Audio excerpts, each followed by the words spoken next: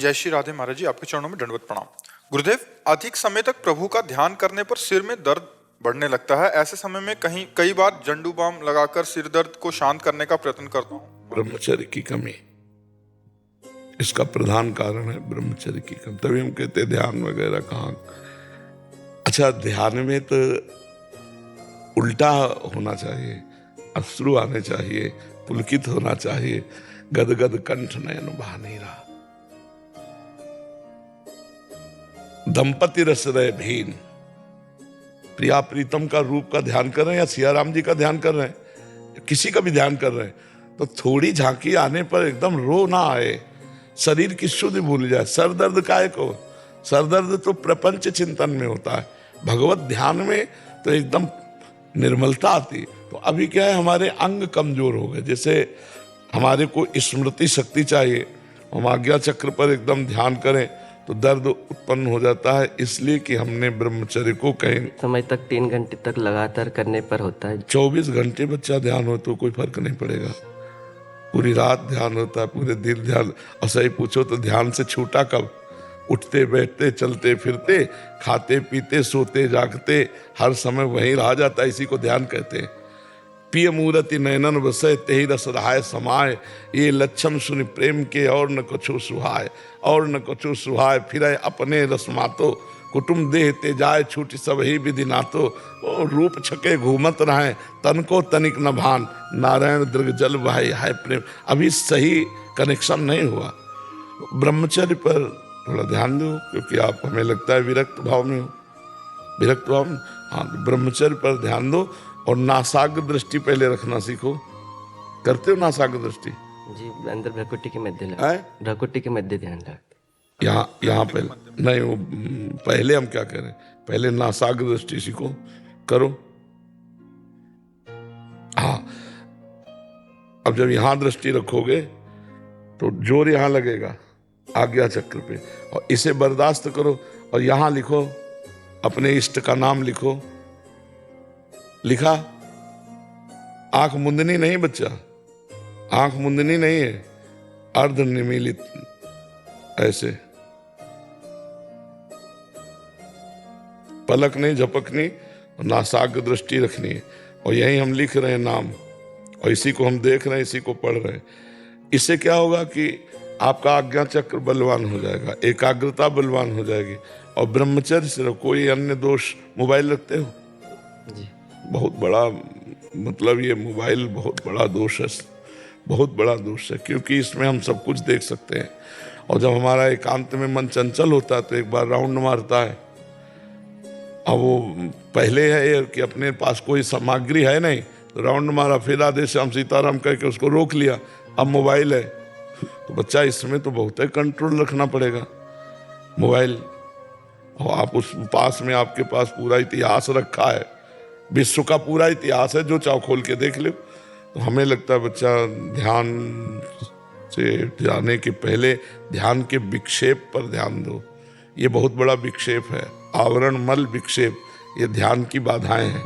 विक्षेप जो है ये बार बार मोबाइल, और संपर्क सूत्र भी होंगे जी, है ना, तो ये बहुत खतरनाक। बहुत, हमें आज तक हमें मोबाइल चलाना नहीं आता, और हम इससे ऐसे डरते जैसे करिया सांप से डरे। नहीं भैया, तो पहली बात तो मोबाइल से उतना ही प्रयोग करो जितनी अत्यंत आवश्यकता है। इससे अच्छी भी बात है कि आप सत्संग सुन सकते हो, आप आवश्यक सूचना दे सकते हो, इससे अच्छी भी बात है। तो गुण दोष में पूरी सृष्टि रची गई है, उसका गुण ग्रहण कर ले, दोष का त्याग कर दे। हमें लगता है अपने काम करने के बाद इसको स्विच ऑफ करके रख देना चाहिए, नियम पूर्वक। एकांत में तो कभी खोलना ही नहीं चाहिए। साधक को मतलब है बहुत कठिन।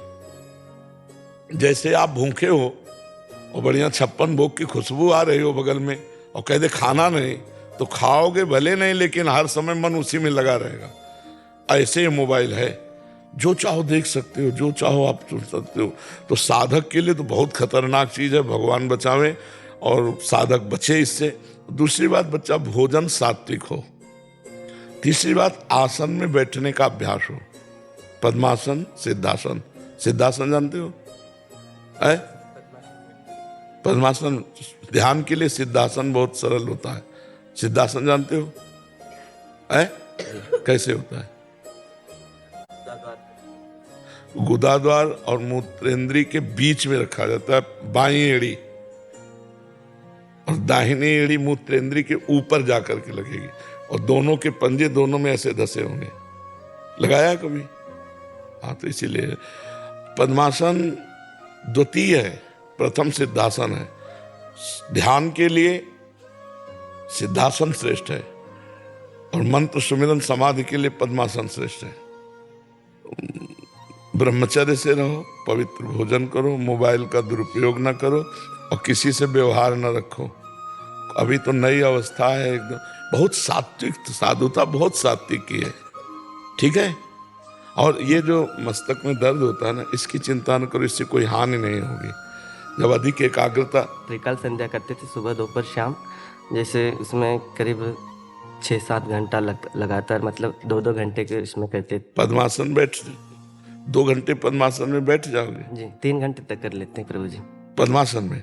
हाँ, तो अच्छा अभ्यास धीरे धीरे और बढ़ाओ। बार बार प्रभु। गायत्री जपते हैं संध्या में गायत्री, तो गायत्री तो सिद्ध होती है जब जो संपुट हैं गायत्री के आते हैं आपको संध्या के, तो फिर पूर्णता कैसे होगी?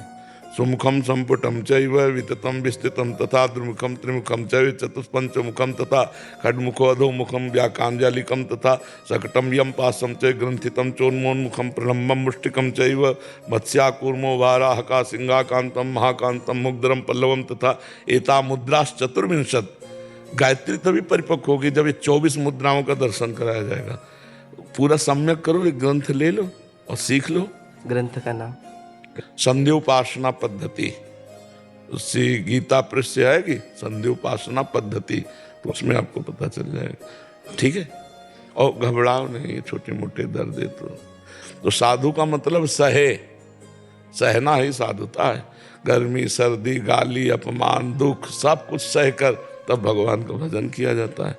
और देखो, नदी में स्नान करते हो जैसे गंगा यमुना, कभी? जी करते हैं। अगर नजदीक हो तो रोज स्नान करा। नजदीक तो नहीं है। अच्छा, तो अमावस पूर्णिमा तो चले जाया करो। कोई सरोवर, कोई झील, कोई नदी, खुले जल में स्नान करने से साधु को बल मिलता है, अध्यात्म बल की पुष्टता होती है, जैसे गंगा यमुना है। मात्रा स्पर्शास्तु कौन्तेय शीतोष्ण सुख दुखदा आगमा पाइनो नित्यास्तास्तितिक्षस्व भारत। गर्मी, सर्दी, अनुकूलता, प्रतिकूलता, सब चीज है, सब कुछ सहे और कुछ न कहे, न भगवान से न किसी से। कभी किसी से मंगबो भलो न बाप सो, जो प्रभु राखे टेक। भगवान का भरोसा। जवान हो इसलिए तो थोड़ा हम कठिन बात कह रहे हैं।